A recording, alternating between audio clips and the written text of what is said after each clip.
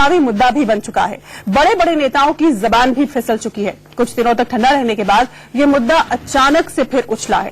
दोबारा पलीता लगाया है जस्टिस राजेंद्र सच्चर ने, जो कुछ साल पहले सुर्खियों में रही सच्चर कमेटी के चेयरमैन थे। जस्टिस सच्चर का कहना है कि देश में बीफ के कारोबार में 95% भागीदारी हिंदुओं की है। बीफ का मुद्दा इतना संवेदनशील है कि जस्टिस सच्चर के बयान पर किसी भी नेता ने अभी तक कोई प्रतिक्रिया नहीं दी है। लेकिन आज हम इसी मुद्दे पर बहस करेंगे और आपको बताएंगे कि बीफ को लेकर नियम कायदे क्या कहते हैं और भारत में बीफ के कारोबार का असल मतलब क्या है। साथ ही ये भी समझने की कोशिश करेंगे कि जस्टिस सच्चर के ये बयान देकर आखिर क्या साबित करना चाहते हैं।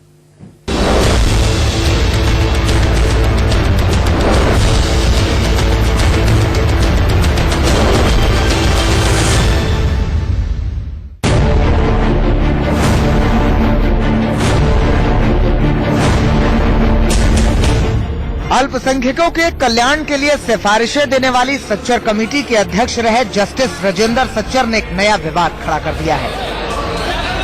मथुरा में एक कार्यक्रम में बोलते हुए जस्टिस सच्चर ने कहा कि देश में बीफ के कारोबार में 95% भागीदारी हिंदुओं की है।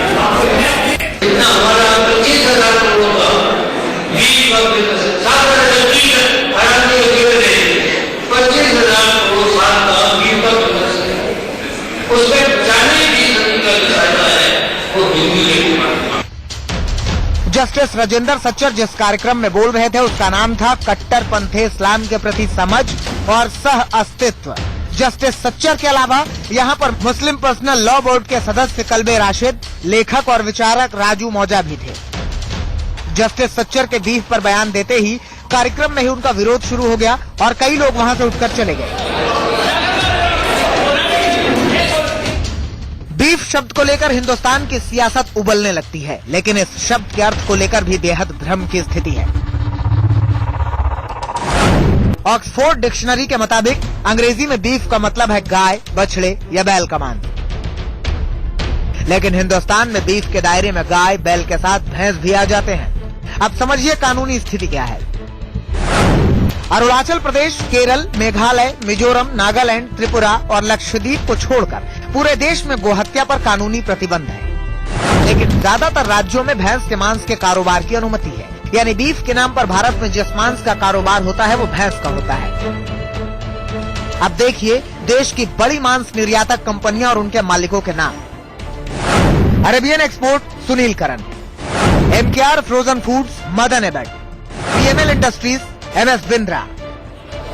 अब यदि बीफ के नाम पर भारत में भैंस के मांस का कारोबार होता है तो इससे किसे आपत्ति है? और ये कारोबार हिंदू पर है या मुसलमान, इससे भी किसी को क्या फर्क पड़ता है? ऐसे में सवाल उठता है कि जस्टिस सच्चर को ऐसी आधी अधूरी सच्चाई बताने की क्या जरूरत पड़ गई?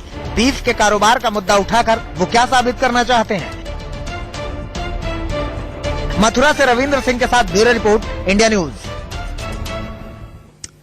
और यही है अहम मुद्दा आज की बड़ी बहस का, बीच बहस का। हमारे साथ खास पैनल जुड़ा हुआ है। स्टूडियो में हमारे साथ मौजूद है राजीव त्यागी, कांग्रेस के प्रवक्ता, हमारे साथ बीजेपी की नेता आरती मेहरा जुड़ चुकी हैं, मौलाना यासूब अब्बास मुस्लिम धर्मगुरु हमारे साथ जुड़े हुए हैं और महंत नवल किशोर दास धर्मगुरु भी हमारे साथ जुड़ेंगे। लेकिन सबसे पहले मैं आरती के पास चलूंगी। आरती, ये जो जस्टिस सच्चर ने बयान दिया, इस पर अभी तक कोई पॉलिटिकल रिएक्शन, राजनीतिक प्रतिक्रिया नहीं आई है। आप इस पर क्या कहना चाहेंगी? आपको क्या लगता है कि वो ये क्या जताना चाहते थे ये बयान देकर? आपकी खुद की क्या इस पर रिएक्शन है?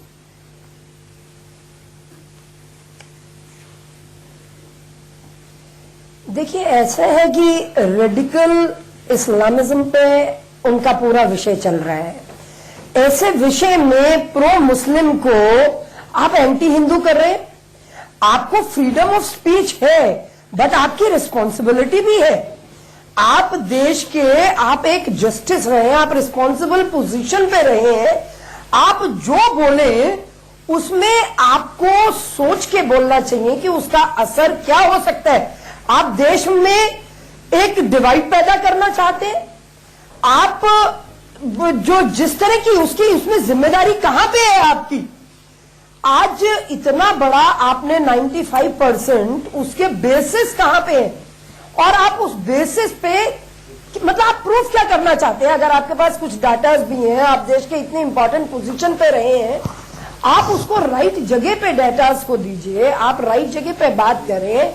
आप लोगों के बीच में एड्रेस कर रहे हैं, और उस एड्रेस में आपने जिस तरह की गैर जिम्मेदाराना बात की है, मुझे लगता है कि ये देश जो है वो आपसे एक अपॉलॉजी मांगता है कि आप जैसे व्यक्ति को शोभा नहीं देता। मुझे लगता है इनके दिमाग पे काफी असर होगा, क्योंकि सच्चर कमेटी रिपोर्ट ने मुस्लिम्स और हिंदूज के बीच में जो पहले भी रिपोर्ट आई थी, जिससे हम भारतीय जनता पार्टी बिल्कुल सहमत नहीं थी, उसमें भी इन्होंने जिस तरह के डिटेल में जाके जो स्टडीज करी, उसमें इनके ऊपर किसी तरह के इन्फ्लुएंस, कोई प्रभाव दिखाई देते हैं। चाहे वो पॉवर्टी का विषय हो, चाहे शिक्षा का विषय हो, चाहे सोशल फैक्टर हो, चाहे दूसरे फैक्टर्स हो, इनके दिमाग में एक असर दिखाई देता है। आज जिम्मेदारी से बात करनी जरूरी है। बात लीगैलिटी इनलीगैलिटी की है। देश में 29 राज्य हैं। आफ्टर ऑल 1955 में शीतल जी, जब ये उत्तर प्रदेश में सबसे पहले गाय निषेध, ये काउ स्लॉटरिंग पे निषेध था, तो क्या वो बीजेपी ने करा था क्या? आज 29 में से 24 स्टेट्स जो है जहां पे स्लॉटरिंग, मैं काउ स्लॉटरिंग की बात कर रही हूं, मैं भैंस वाले विषय की बात नहीं कर रही हूं, तो क्या ये बीजेपी ने किया था?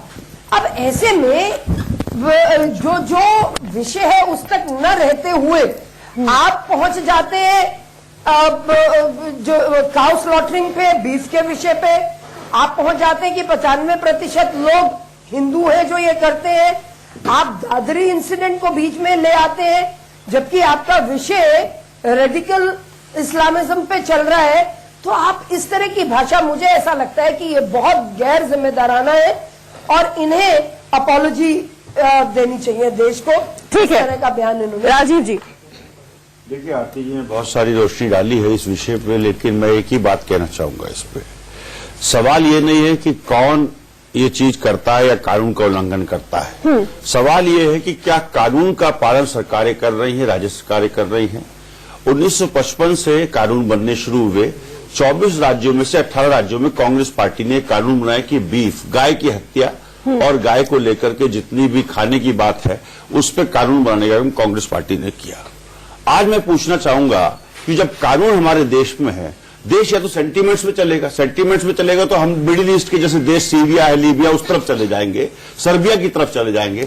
और अगर देश कानून के हिसाब से चलेगा, संविधान के हिसाब से चलेगा, तो निश्चित रूप से हिंदू करे, मुस्लिम करे, सिख करे, ईसाई करे, कोई भी भारतीय कानून का उल्लंघन करे बीफ के मामले में, गाय के मामले में, तो उसके सजा का प्रावधान। ऐसे में जस्टिस सच्चर का ये बयान, वही जस्टिस सच्चर का जो बयान है ना, जस्टिस सच्चर को भी ध्यान रखना चाहिए था। उनको पता होगा कि कानून की बारीकियां क्या हैं, कहां किन किन राज्यों में कानून है। बात यह है कि धर्मांता के नाम पर, कट्टरवाद के नाम पर क्या देश को हम सर्बिया बना दे या मिडिल ईस्ट बना दे? मेरा मानना यह है कि जहां जहां कट्टरवाद प्रशय लिया, जहां जहां आतंकवाद को या कट्टरवाद को स्टेट स्पॉन्सर हुआ, वो देश खत्म होते चले जा रहे हैं, वो देश लुटते पिटते चले जा रहे हैं। मेरा मानना है कि धर्म के नाम पर लड़ने से अगर शिक्षा मिलती हो बेहतर, चिकित्सा मिलती हो, रोजगार मिलता हो, रोटी कपड़ा मकान मिलता हो, तो लड़िए, खूब लड़िए। कब्रिस्तान बना दीजिए हमारे मोहल्ले में, हर बस्ती में आप शमशान बना दीजिए, जिससे कि आप मारने के बाद उनको वहां फूंक सके या दफन कर सकते हो। लेकिन मेरी जानकारी के तहत शमशान और जो है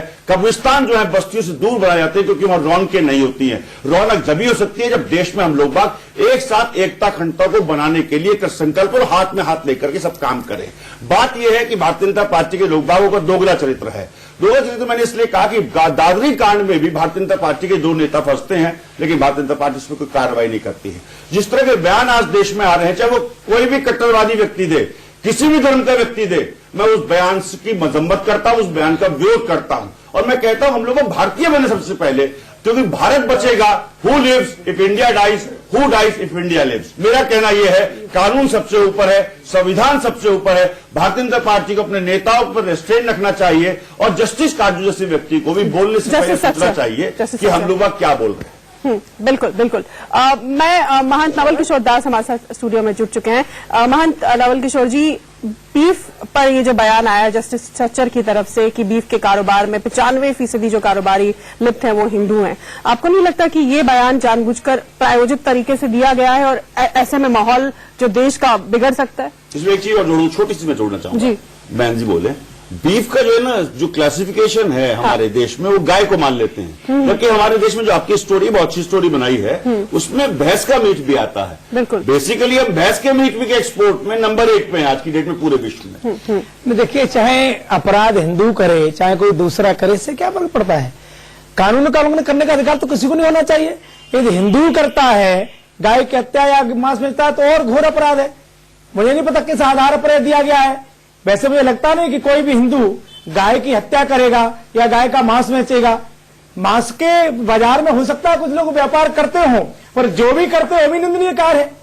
और विशेष करके गौ हत्या तो देखिए, सबके लिए गाय माता सबकी माता है। गावा सर्वत्र मात्रा, सबकी माँ है वो। और गाय का दूध पिया जाता है, माँ का दूध पिया जाता है, उसका खून नहीं पिया जाता। उसका अधिकार तो किसी को नहीं है, चाहे हिंदू हो चाहे मुसलमान हो। सभी को जागरूक होना पड़ेगा और गाय की रक्षा सबको करना पड़ेगी। कानून का पालन सबको करना चाहिए। ये अपराध है और जो भी अपराध करता है उसको दंड का अधिकारी होना चाहिए। अब कुछ लोग, आपने सही कहा है कि समाज को उग्र करने के लिए या अकारण कुछ लोग बयान दे देते हैं, उनको सावधान रहना चाहिए। और गाय की रक्षा करना हम सबका धर्म बनता है, कर्तव्य बनता है। कोई भी करे, चाहे कोई व्यक्ति के माने हिंदू करता है तो करता रहे, चाहे कोई भी करता है, वो अपराध अपराध है। और मुझे वैसे तो स्पष्ट करना चाहूंगा कि मुझे नहीं लगता है कि कोई हिंदू गाय के इस प्रकार के काम में लगा होगा।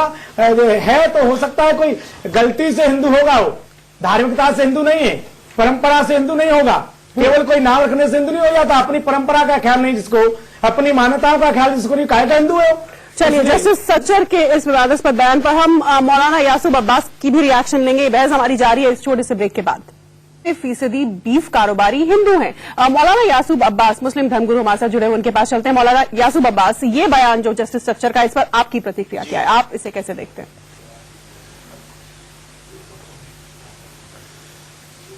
शीतल जी, ये बिल्कुल गैर जिम्मेदाराना बयान है। हिंदुस्तान के अंदर कारोबार को धर्म से नहीं जोड़ना चाहिए है, किसी भी मजहब से नहीं जोड़ना चाहिए है। हिंदुस्तान एक हिंदू राष्ट्र है, यहाँ के ऊपर हिंदू भाई भी रहते हैं, मुसलमान भाई भी रहते हैं, हम सब हिंदुस्तानी हैं और हम सब हिंदुस्तानी हैं। और यहाँ के ऊपर मामला ये है कि ये कहना कि साहब सब हिंदू कर रहे हैं, जस्टिस सच्चर साहब को इसके ऊपर माफी मांगना चाहिए है। इसलिए माफी मांगना चाहिए जस्टिस सच्चर साहब को कि ये इन्होंने बिल्कुल गैर जिम्मेदाराना बयान दिया है। यहाँ मेजॉरिटी हिंदुओं की है। अभी जस्टिस सच्चर ने असल में ये मुसलमानों को खुश करने के लिए बयान दिया है।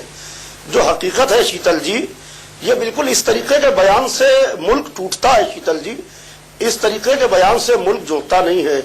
मैं जस्टिस सच्चर से 2 दफा पर्सनली मिला हूं। जब जस्टिस सच्चर मुसलमानों के हालात का सर्वे कर रहे थे और जस्टिस सच्चर जो थे, सच्चर कमीशन के चेयरमैन थे, तो उस वक्त वो मुसलमानों के हालात का जायजा ले रहे थे।